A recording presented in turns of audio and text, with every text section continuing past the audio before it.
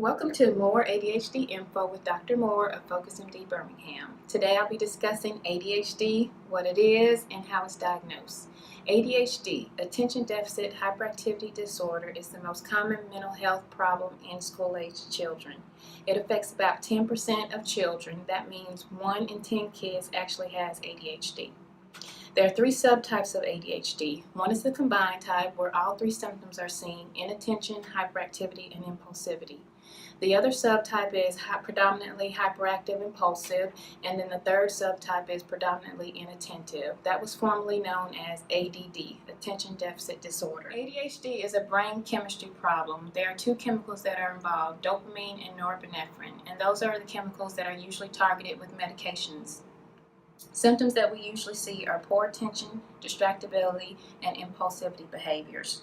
ADHD is diagnosed using the DSM-5 criteria.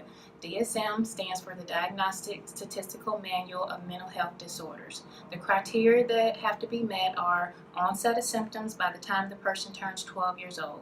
It doesn't mean they were diagnosed before they turned 12, but some symptoms were seen before they turned 12 years old. Symptoms have to have lasted for at least 6 months. That means that they didn't just start yesterday or last week.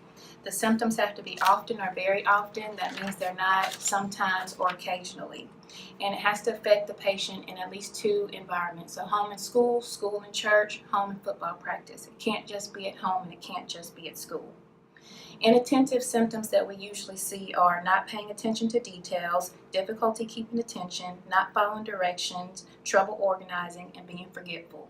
Hyperactive impulsive symptoms include fidgeting, not staying seated, excessive talking, interrupting, blurting out, and being impatient.